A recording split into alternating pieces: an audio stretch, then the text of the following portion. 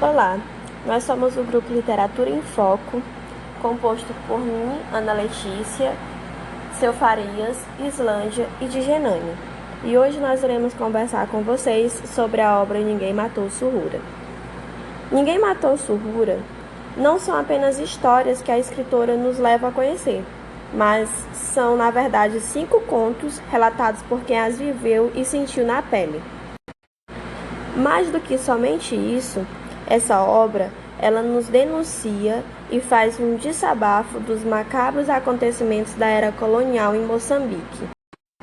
De forma que ler Ninguém Matou Surrura é, de certa forma, dá vida todos os dias a uma narrativa realista com uma dimensão única. Além disso, a obra também pode ser considerada uma obra de consagração da escritora Lilia Montplet, pois além da sua objetividade, além do seu domínio de palavra, ela não nos deixa espaço para criar pensamentos aleatórios e faz com que o leitor participe da história através de suas emoções. Por fim, acho importante ressaltar que Ninguém Matou Surrura, da escritora Lilia Montplet, além de ser escrita em uma época em que as mulheres não eram como é que eu posso dizer? Elas não eram protagonistas dentro da escrita em Moçambique, mas se torna um exemplo de escrita feminina. Encerro aqui a minha fala e passo a vez para o Sr. Farias. Ninguém Matou Surrura, de Lilia Montplet, descreve os acontecimentos constantes do exemplo da opressão, da impunidade, injustiça, privacidade imposta por uma raça branca de estrangeiros que já tornavam dono de tudo. Lilia Montplet leva-nos a conhecer histórias que ilustram histórias, relatada por quem viveu, transmitindo em cada palavra os acontecimentos da era colonial moçambicana. Uma verdadeira narrativa realista, uma literatura lançada à presença feminina, que muito pouco não nos é fornecida. O conto aconteceu em Sua. O assunto é o suicídio de Musa Hakua, que não ter conseguido as suas metas, que atinge sua família, principalmente Maíssa, sua esposa. Já o conto Caniço, onde aparece Nafta, órfão, chefe de família, composta por 6 membros, e Andinha, sua irmã, que se torna uma prostituta pelo fato de ser negra e não tinha outro caminho para viver. Por eles, tudo faz parte do destino. Destino de quê? De ser negros. Já o baile de Celina, ele relata o quanto é humilhante participar de estudos em uma sociedade branca e a luta de sua mãe para educar sua filha com recursos escassos. Por quê? Por um preconceito por causa de sua cor. Ninguém Matou Surrura mostra o destino e o paralelismo na ilha de Moçambique, um simbolismo literário que remete a histórias que contam histórias. Olá! Como vocês puderam perceber na fala do senhor Farias, os contos que dão abertura ao livro Ninguém Matou Surrura diretamente não tem vínculo com Ninguém Matou Surrura. Aí, porque você fica se perguntando, e a Surra? Porque são contos distintos. Mas Ninguém Matou Surrura, que é um conto que foi escolhido pela autora para dar nome ao livro, de certa forma, também conta a história de violência. Porque como o senhor Farias falou a respeito desses outros contos que conta histórias de violência contra os negros, Ninguém Matou Surrura, que foi a história escolhida para dar nome ao livro, conta a história de violência, só que contra a mulher negra. Surrura Personagem principal deste conto relata um acontecimento em novembro de 1970. É uma adolescente de 15 anos, é analfabeta, órfã de pai e mãe e extremamente pobre. Vive numa palhota na ilha de Moçambique com sua avó desde a morte de sua mãe. À margem, a ilha é dirigida por um administrador, homem de 48 anos de idade e casado com Dona Maria Inácia. Na ilha de Moçambique, ele ocupa simultaneamente a posição de administrador e presidente da Câmara. Como se pode imaginar, a data do ano de 1970, o administrador lá em Moçambique, nesse período, era uma autoridade máxima. Era como se fosse o governador do estado, sabe?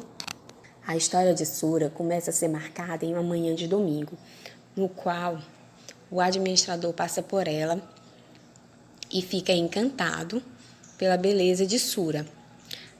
O que acontece? Ele vai até uma amiga que possui um prostíbulo e pede ajuda para que ela possa intervir nesse trâmite de querer possuir a Sura. Sura, uma negra de 15 anos, uma pessoa pobre, órfã de pai e mãe, criada pela avó materna.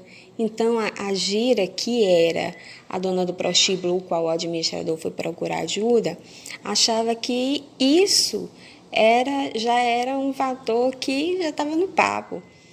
Ela iria conseguir a menina, Sura, para levar para o administrador de forma muito fácil. E aí ela, sem muitas delongas, começou a falar com a avó de Sura, falando do quanto era importante Sura se entregar ao administrador pelo fato da sua posição. O administrador, um homem tão importante em todo o mundo, tinha visto a sua neta Sura e tinha gostado dela. Olha só que privilégio! Gostava tanto que queria dormir com ela, uma simples negra sem valor.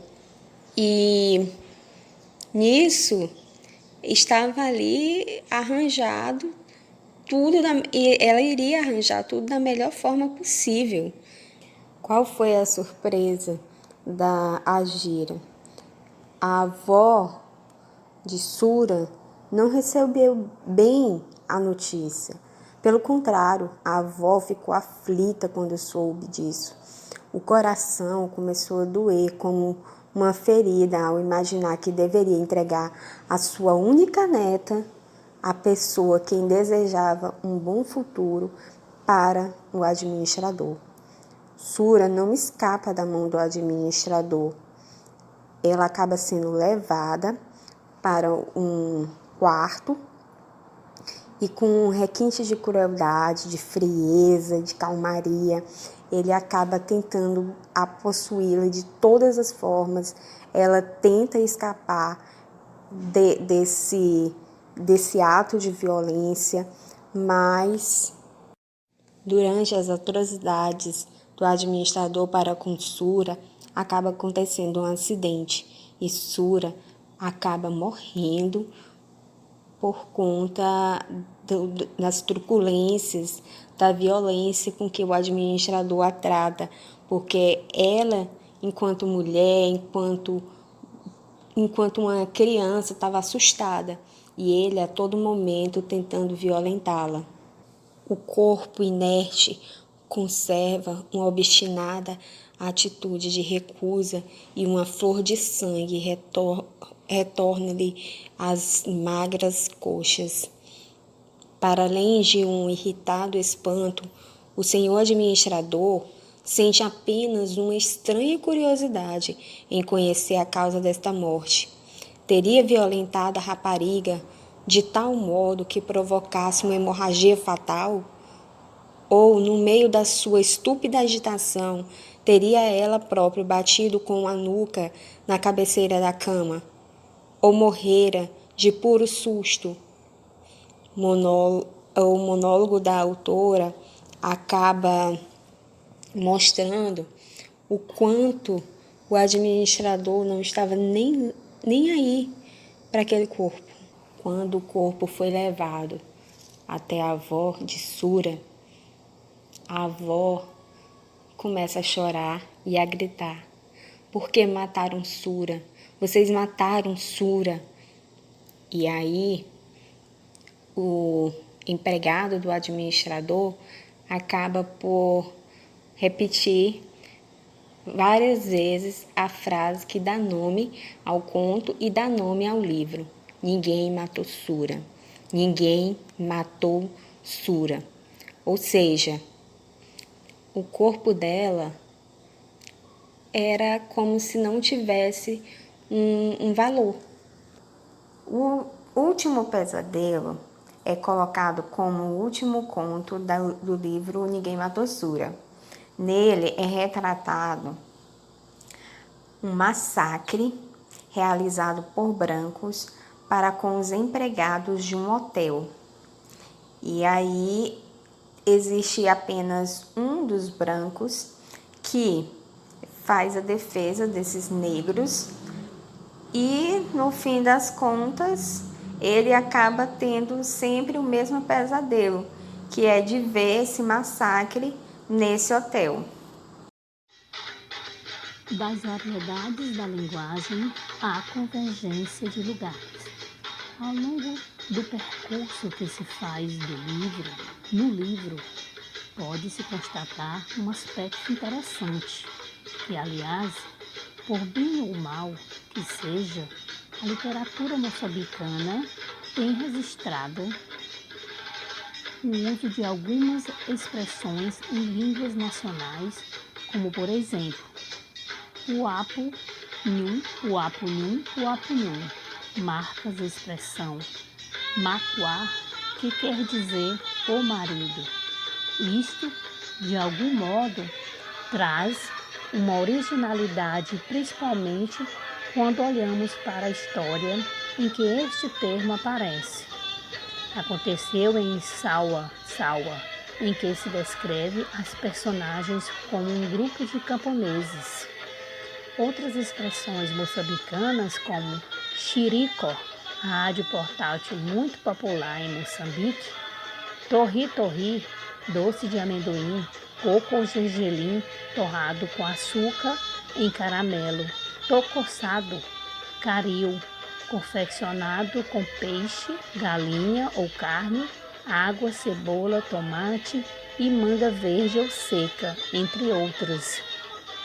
Por outro lado, Lilia Montplet leva o Ninguém Matou Sura a um destino mais verdadeiro, um paralelismo entre Ilha de Moçambique em Nampula, Lourenço Marques, atualmente Maputo, e Luanda, em Angola. E, recorrendo à periodicidade dos fatos, subentende-se que trata-se de fato de um contar histórias que ilustram a história, e assim fica-se a se saber dos acontecimentos desses povos nessa altura, através da literatura. Meus caros colegas e amigos estudantes, acadêmicos, para se descobrir o simbolismo literário em revelar fatos históricos através de histórias da escritora Lilia Montplet, pode-se também ainda recorrer a outros de seus livros, como, por exemplo, Os Olhos da Cobra Verde e Ningoaus.